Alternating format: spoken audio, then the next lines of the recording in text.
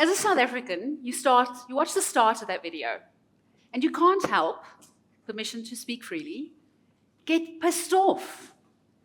We hate that these things happen in our country. And you often, as a South African, want to do something about it. Now, the reality is, if you're sitting in this room, you can. So I started this morning, and I told you I was going to tell you why FICA matters more than ever. And this is where it comes in. Did you know that identity theft in South Africa has skyrocketed by 400%? Spire. Now, let's see how this plays out in practice. And we're going to start with my good friend, Zingai Dliwayo. And let's think about how he made his money. He made his money through illegal mining activities in the Carletonville area. And obviously, when one makes money, wants to spend money. So he went on a spending spree and bought multiple houses and cars. Oh, there's one part that I forgot to tell you, is he stole a South African ID, replaced the photo, and went on the spending spree. Just look at that picture and think about how many accountable institutions were involved in all those, yet no one raised a red flag. Now, I know what you're saying, and I know some of you, because you normally tell me at every event, is you say, Tertia, but those aren't our clients. We've known our clients for 20 years. We don't have to FICA our clients. In fact, I had someone say the other day, I've known my client for 20 years, why should I FICA them? So I thought I'd give you another example. And another example is Frederick van Wyk. And guys, I love the heading of that article. The fake Van Wyk, only in South Africa. So Mr. Fake Van Wyk did exactly what Dingai did. He stole a green ID book, replaced the photo. Only difference is he did it 20 years ago. And he's, wanted for multiple fraudulent offenses. He's, over 20 years, run businesses, bought cars, bought multiple houses. You can just imagine how many times that fake ID from the fake Van Wyk was certified by people. So you're going, okay, now we hear you, but how big is it really, Tertia? 120 billion rand is laundered through South Africa every year. We all want to do well, we all want great stats, but this is not the achievement we were after. 120 billion rand. And guess, hands up, what do you think is the favorite of favorites used by criminals to launder money? Who wants to hazard a guess? Harder, kan nie hoor nie. I heard some trusts, I heard some property, I heard a few things. The attorneys, unfortunately, that is all true as well. Okay, so it is luxury property, especially in your valley, because it's really pretty here. Luxury property. Now, I don't know how many of you know a company called OpenSecrets.org. Guys, write it down if you get a chance. OpenSecret.org. Go check out their website. So they do these investigations and then write reports. And don't go there now, because it's like a rabbit hole. Once you start and you read these things, you get completely obsessed. 2 hours go by and you're still there. Now, they talk about, and they've done so many research and evidence, how luxury real estate in South Africa has become a haven for launderers to launder their money. And then they also talk about the South African professionals, including real estate agents, accounting firms, and lawyers, who actually allow politically connected elites to buy property. So let's, again, look at some examples. And the first example I'm going to have is the DRC dynasty. And you have to have really good eyes to see that small writing. So don't worry about it, I'm going to take you through it. So we've got the ex-president, Joseph Kabila, and he had an adopted brother called Francis Simelane. And Francis bought 13 properties in South Africa between the years 2016 and 2018. Guys, 13 properties. 3 in one day.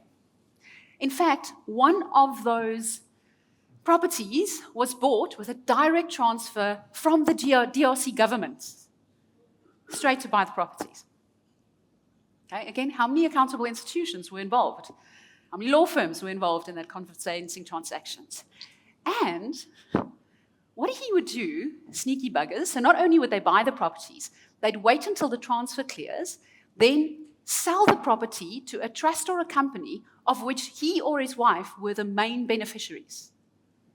I mean, if that doesn't raise red flags, nothing will.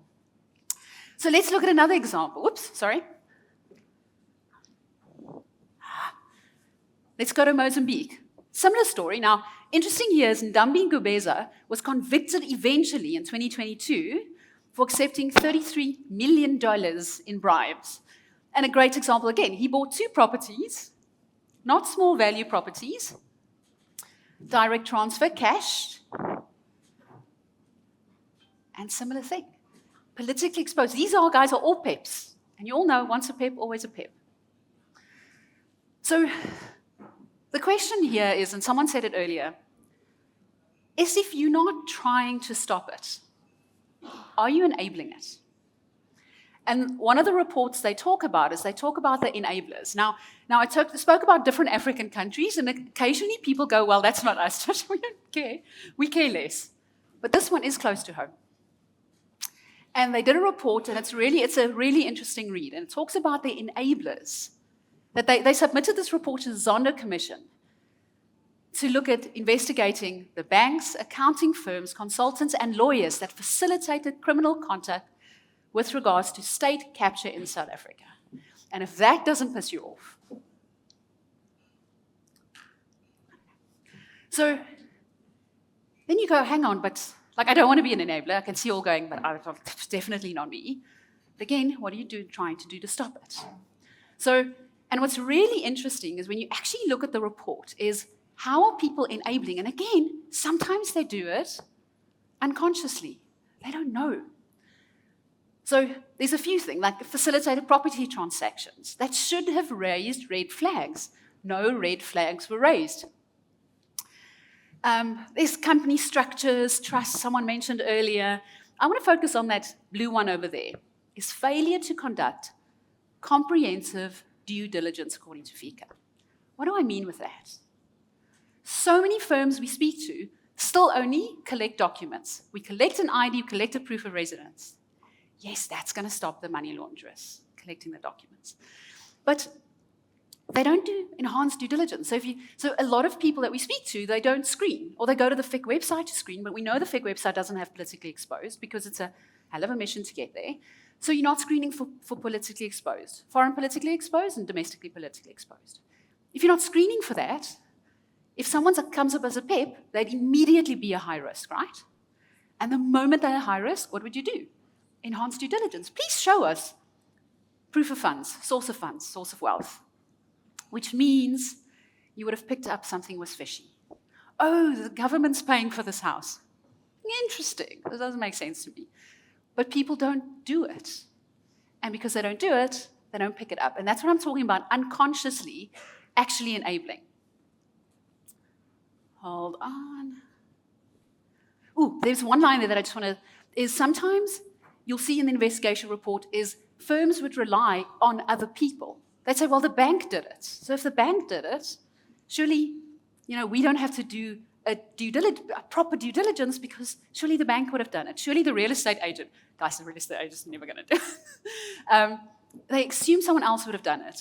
And we know when that happens, it's never a good idea. So here's a statement, reality check. Law firms are at the front lines of fighting financial crime. Like it or not, you are. So you can go buy yourself a cape because you're definitely part of fighting financial crime. So we had this great conference in Joburg a few months ago, and one of our speakers, Felicity, had this great line, and she said, to catch a money launderer, you have to think like a money launderer. And she said she'd have colleagues coming up to her and go, oh, but Felicity, they are so nice. Yes, guys, if you were going to be a criminal wanting to launder money, you're going to be so nice. You're going to make them love you. Why? Because what happens, what do we do with nice people? We don't dig deeper because they're so nice. Even when they say, oh, I'm so sorry, I forgot that document again for the 20th time. We understand. If someone looks like a criminal, then we do everything. But if they don't, we tend to kind of skip a few steps, human. So think like a money launderer. Assume guilty before do the checks anyway. So why is this old way of doing FICA not good enough? And when I say old way, I'm talking about collecting documents. Certifying documents, that's how we're going to catch the money launderers. We're going to certify documents. And what is this old way? Firstly, just collecting documents, just certifying them. Not screening for politically exposed. If you're not doing this, guys, you're not actually doing proper due diligence. Firstly, it is a FICA requirement. The next one, however, isn't. Media search. It's just a recommendation. So what do most people do? It's just a recommendation by the FIC. We're not going to do it, Tertia. We want to do the minimum. Do you know how many times I've heard that? We want to do the absolute minimum we have to. So no one does that. And I'll show you why it's actually important. And then the last one, UBOs. I mean, that guy who sold a house to himself. Who would do that? And why did no one think that's a red flag? So let's look at the first one. Now, what happened is, so this on the green is a fake ID. And when we declined it and said this is a fake ID, the person sent a photo with him holding the ID as proof. So you all certify IDs all the time, right? Cool. Tell me why this is a fake ID. Don't all jump up at once. Give everyone a turn. Shout some stuff. Come.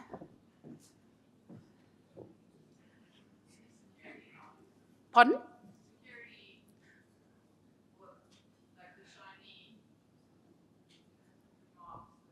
It might just be, it's maybe just a bad photo, bad screen. Because the stamps are all also over.